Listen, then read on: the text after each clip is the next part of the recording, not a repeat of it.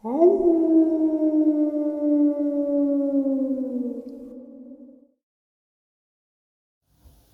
greetings and salutations, everyone. I hope everyone is doing well today.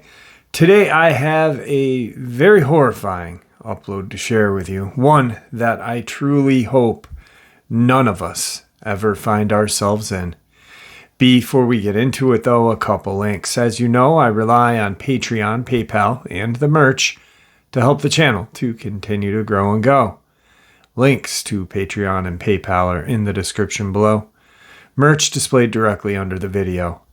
Also, Dogman Frightening Encounters, Volume 1 through 3, the audiobook versions. They were written and researched by Tom Lyons, narrated and produced by me, Jeff Nadolny. Those audiobooks are available on Audible, Amazon, and iTunes, the links to which are also in the description as well. And finally, last but definitely not least, if you'd really like to help support this channel to continue to grow and go, simply subscribe. It does not cost you a cent. Click that like button. Takes half a second. If you don't want to miss out on any of the informative uploads I put out daily, click that bell icon and please leave a comment. Why? Well, because all these things, they really do help this channel to continue to grow and go. And folks, they definitely matter. Now, everyone, I have taken far too much of your time. Let's get on with today's upload. Shall we? And today's first encounter. It was that time of year again for our annual caribou hunting trip back in 1989. My hunting partner and I ventured into the area below the Kewetinock Ridge alongside the Kewetinock River in British Columbia. We were working the area between the river and Mounts Maripole and Carvon, with Hamilton Ridge to our south. It was a crisp morning, and we were seeing some animals start to move, with none of them being to our liking, and the distance between us and the herd was far too great as well. Having seen the activity, we decided to follow in the direction of the herd in hopes of seeing a more substantial animal at some point. We had made our way all the way down to where the warden's cabin was located on the southwest side of Hamilton Ridge, and were now at the point where we were sandwiched between Hamilton and Tosher Ridge, respectively. At this point, my partner and I were sitting with our bodies facing opposite directions. I was combing Hamilton Ridge with my binoculars, while my buddy was combing Kewetinock with his.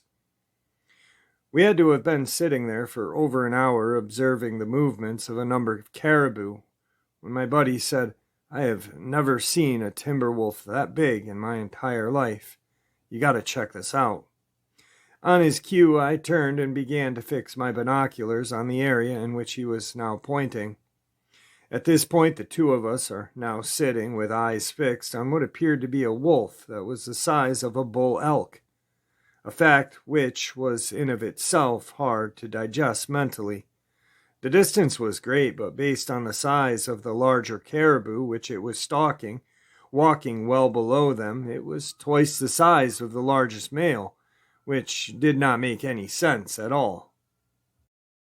To me, what I was witnessing was an impossibility in the natural world. A timber wolf at this size would have been in the neighborhood of 500 pounds, which just cannot be. As I was looking at it, I said to my partner, "It must be a bear." But even as I said it, I didn't believe my own words, and the coloration was not right for a bear, and yet the rump sat too high with the spine to be a profile of a wolf. It was truly a puzzling sight for both of us. We sat watching this creature, obviously stalking the herd from the lower position on the ridge.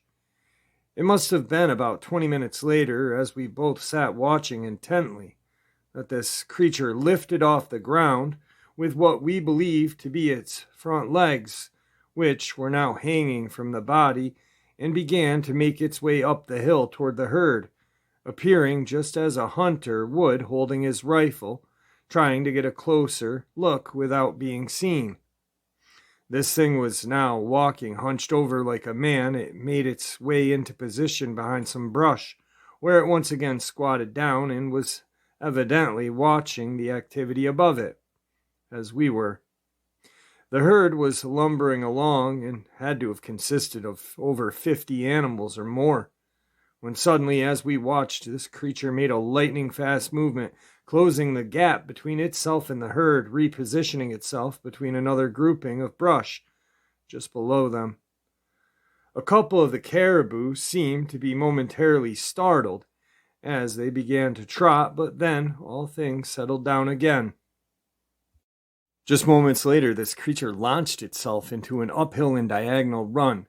Aiming toward the middle of the herd, the animals began to run, but the creature, being much faster to our eyes, closed the gap quickly and launched its body, swatting a female to the ground with what appeared to be one blow from its now extended arm. Very much like a grizzly would whack down an animal from the back in a chase. It was now on top of the caribou, thrashing at its body in a violent manner with both of its now apparent arms. This creature, while straddling the caribou's body, had thrown so many blows in such a brief amount of time, it was inconceivable how many had actually been thrown. This was followed by a long pause where it just sat atop its victim, apparently resting and eyeing its prize. Some 15 minutes later or so, this wolf-man-like creature stood on its feet and hoisted the caribou, placing it over its shoulders like a woman wearing a mink stole, and began to walk down the slope, angling to our north. It was then that I said to my partner, "I have to see its face." And leveling my sight on the hill in front of it, I pulled the trigger, firing a single shot, the sound of which bounced back and forth between the two ridges, and it was loud. As soon as the blast occurred, this wolfman stopped in its tracks and looked directly at us. Immediately, my buddy said to me, "Look at that sucker's head. He has a long snout and pointed ears, and it's damn half-human wolf," he said, "right? Its body was long and lanky, covered it with what was gray hair or fur, and from our perspective, it had a long but tapered snout like a gray wolf, with what seemed to be a variety of coloration in its face. Its ears were protruding upward from its head like two small triangles, and there was no doubt about it, and it stood there apparently unafraid of who we were or what we could potentially do to it for almost 2 minutes. This creature then began to trot away with what was some of the most longest strides I had ever seen across the face of the ridge at the speed which was quite simply not achievable by any man. And all of this while shouldering what must have been a 200 to 300 pound animal on its back. In what was a matter of only a few minutes, this creature had covered about half a mile and disappeared into the timber at the base of our north. My partner and I sat back to compare notes about what we had seen. When we had seen it on the caribou straddling it, the back was lean and V-shaped, appearing to be very muscular. When the arms began to thrash at the fallen caribou, they were extremely long, and the movements were performed at a speed which seemed like a blur to our eyes. After having risen to its feet, it hoisted the body around its neck and shoulders, like you would lift a 5-pound bag of potatoes, as if it was nothing. I think the craziest moment of all was when we saw it lift up from being on all fours to 2 legs, which was the defining moment of our sighting. This singular movement completely blew us out of the water. We both at that point knew that we were seeing something totally unique and quite frankly extraordinary, if not supernatural. And yet there it was, hunting, walking, attacking a flesh and blood animal for food. It was simply incredible. My second encounter. I was working the timber northeast of Kluchman Rock on the western edge of Queets River. I'd hiked in about 4 miles from Queets Ranger Station and was set up against a tall pine near the edge of what appeared to be a well-used game trail. Being unfamiliar with the location, and after about 2 hours of seeing nothing, I decided to backtrack to an area I had passed through on my hike in that looked pretty good, and once again positioned myself with my back against a large fir. I don't think that I was sitting there for more than 10 minutes when I shifted my body to get more comfortable, and something jabbed me right in my ass. I stood up and looked down at the ground, moving some of the mulch and crap out of the way in order to see what I had sat on. I immediately started to uncover what appeared to me to be a human metacarpal, or metatarsal bones. In other words, these were bones from either a human's hand or foot. I was convinced they were human and not animal, having sat through many hours of skeletal anatomy classes, but what they were doing here by this tree was anyone's guess. I set my gun against the tree and grabbed a branch and started to clear away more debris on the ground surrounding the base of this large fir tree. As I did so, I uncovered more bones, which I was now certain were the ulnar radius humerus bones from a human arm. This now told me that these bones I had first found were in fact a metacarpal and phalanges from the same arm. I was alone, and I distinctly remember a raw chill going through my entire body as I realized what I had uncovered. Having been there, I can speak in all honesty that there was something very eerie about standing in a spot where an unburied human had met their apparent demise, and yet there I found myself alone, deep in the woods. I had actually cleared a decent-sized little area with the branch to uncover what I had found as far as bones were concerned, and I couldn't see nor find any more, so I stood there trying to make some sense out of having found partial human remains next to a tree. It was then that I started to think, as anyone would, just how is it that a human arm and nothing else found its way into the woods detached from its owner? I remember standing there rubbing my forehead with my fingers as I was trying to make some sense of it all, when something told me to look up, and I did. The initial set of substantial boughs in the large tree actually began protruding from the trunk some 30 feet or so from the ground. As I looked up, my eyes were immediately drawn to some colored fabric draped across one of those branches. I could now see enough to realize that I was looking at the remains of a clothed human being lying across this large branch. It was directly above where I had found the bones of the arm and hand. I immediately took note of the fact that there was no tree stand or climbing apparatus attached to the trunk, nor were there smaller limbs that a man or anything else could have supported themselves on to climb this tree to that height. This person had either shimmied up that tree and died, or something else had done the same, carrying him up there. There was no backpack or weapon of any sort visible on the ground surrounding the tree.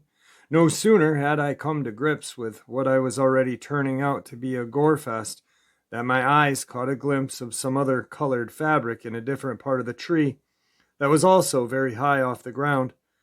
I walked around the base of the tree to better position myself in order to see whatever it was more clearly. I realized that not only was I seeing the remains of yet another human being, but there was also what appeared to be a carcass of a deer or elk, some 10 feet away from it, also lying across some large branches. It was at this precise moment in time that I was suddenly keenly aware, deep inside of my innermost being, that I was now being watched. There was no other way of me explaining it to you. I felt as though whoever or whatever had done this terrible deed was now aware that I knew as well, and it or they were not happy about it. I had a long hike out, and although I hadn't planned to leave at this part of the day before I had come upon all of this grisly stuff, I knew that I had to leave, and I had to leave now. That's the way I felt at that moment in time. I suddenly felt as though I was now in imminent danger by remaining here, and quite possibly on my way out as well. As I began to make my way out, I must inform you that there were many areas in this forest where something could have easily just jumped on me if it wanted to, and there would be little, if any, time for myself to react. That's just the nature of hunting. We are stalking something in the surroundings in which we ourselves could easily become the hunted if the tables were turned. Today, I was starting to feel as though they had been turned. It must have been a mile or so into my outbound hike when I came into what I will call a shallow valley between two hills. I was retracing the way I had come in earlier that day. The central path between these two hills was damp and soggy to walk on. I could see my boot tracks from earlier in the day when, unexpectedly, there before my eyes, mixed within my own tracks, were these giant imprints of, I can't really describe what kind of tracks they were, made in the same direction as mine coming in. There were about 8 of them, and many alongside of the softer mudded area that I could see. I now knew that I had been followed, or had traversed the same route that I had some time after me. In either case, it could easily see my tracks and where I was heading. These tracks, although I didn't stop to measure them, were very large, and in the softer area, they were all of 6 inches into the ground, whereas my own were maybe an inch. At that moment, the thought had entered my mind that I was going to die in these woods today, and nobody would ever find me. I was hunting with my lever-action Winchester that day, and I chambered around. I had stepped up my pace while being as cautious as I possibly could, taking into consideration the way I felt at the time. When I found myself passing through a very dense grouping of trees, I was only about 30 yards, if that, into this grouping when I heard a loud snap that was followed by a very deep growl to my right. What happened next was the result of a knee-jerk reaction based entirely on a building fear within me. I turned my Winchester and emptied it in a fan pattern, quickly ratcheting off every round. I distinctly remember salvo number 4, because no sooner had I squeezed it off than a scream of demonic proportions erupted from the trees. I thought I had shot the devil himself, and the screaming did not stop. I quickly loaded the gun and repeated the same spray pattern that I had just done, firing off 6 more rounds, and started to run faster than I had ever ran in my entire life. I was running and shoveling more rounds into the breach as best as I could. The last thing I wanted to do was to turn an ankle or worse, and I could hear this thing wailing behind me, having evidently been shot by round number 4. I covered the last 4 miles out to the ranger station faster than I would have believed I could ever run in my lifetime. When I reached the station, the ranger asked me if that was me firing a little while ago up to the north, which I lied and said no, but that I had heard the shots as well. I don't know why. But I didn't want to get into the whole creature thing and have to explain to him what had happened. I did, however, tell him about what I found in the tree, and he was all ears. Well, the next day I led a group of 10 lawmen on foot back to the location. Everyone was shocked, as I was when I first found the bodies. I told the men that I literally did not want to be there anymore, and 2 of them brought me back out. There was some of the usual questioning, as you can imagine, but I think it was obvious to everyone that I hadn't killed these people and put them in the tree. I am sure that I shot that creature that day, but I have no tangible proof other than what I have already told you up to this point. Who these people were, I have no idea, and neither did I follow up at all with the law enforcement to ask any further questions regarding this grisly matter. But I will end by saying this much: no cougar or any other animal is capable of scaling a bare tree trunk to such heights, carrying a human body out onto a limb, and on top of that, coming back to the same tree several more times over and over. This was performed by an act of, I don't know. Tonight's third and final experience. My good friend John just happens to be the landscaper at my home. Some might ask, how does a physicist become friends with a laborer? I will answer that question. Over time, in conversating with John at my home, I found that he had great interest not only in all things plant-related around the house, but with everything found in the forest as well. He, having no formal education whatsoever, other than what he had self-taught himself in the course of being a landscaper, had given me more than a run for my money through the years with the wealth of knowledge he possessed in regards to all things botanical. Having had many invaluable conversations with him over time, and knowing him to be as fit as a fiddle, at some point the two of us became engaged in regular forest hikes together, as a somewhat leisurely activity to form of staying fit, and so the bond of landscaper and physicist was formed. Over a period of 15 years, John and I have been through just about every square mile of the Great Smoky National Park and Nantahala National Forest. I would be willing to wager, if it could be proven, that the two of us have hiked 100,000 miles together between the two wildernesses. In the summer of 2015, we made our way over to Klingman's Dome Observation Tower. From there, we were scoping out some promising areas in the region of Little River tributaries. The following weekend, we hiked into the area coming from the Newfound Gap Road in the area of Chimney Tops and immediately found ourselves in the midst of an extremely rigorous hike through the timber. Our plan for the day was to hike until we hit water and then follow what we found until we ran out of time. Our typical day hike involves allowing ourselves enough time to get in and out of where we were, including the possibility of one of us turning an ankle or the likes, which has actually happened. You do not want to be stuck in the forest at night. We were 3 hours in when we heard a tremendous crash of a tree falling to the ground to our southwest. After hearing that, we decided to alter our plan to find that tree that had fallen, so we commenced to hike in that direction. We had walked about another mile when we heard yet a second tree come crashing down, followed by what sounded like a loud conversation in foreign dialect. To me, it sounded like one of a Siberian dialect, of which I do not speak nor do I understand. John and I, being uncertain as to what we had just walked into, started to move much more slowly, and yet, nevertheless, stayed the course to find those who were talking. After stalking for what must have been another 100 yards, this jabbering conversation was getting ever louder. Suddenly, we saw a huge black creature moving just ahead, and the two of us simultaneously dropped to our knees behind some brush. The beast had walked behind maybe 6 or 7 trees and seemed to be talking as it did so.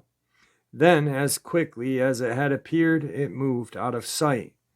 We were astonished at what we had just seen. It was unmistakably a large bipedal giant covered in brown fur and the size of an ox.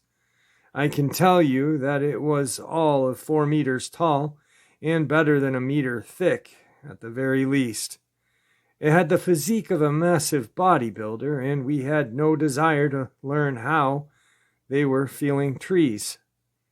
For fear of our own lives, John and I immediately started to retreat, not knowing how we would be greeted should we be found out by this creature and its cohort. As we backtracked, we could hear 2 very distinct voices, one being higher pitched than the other in its tone. They were making so much noise between the speech and the rustling of timber that we had no fear of being heard as we retreated from our position.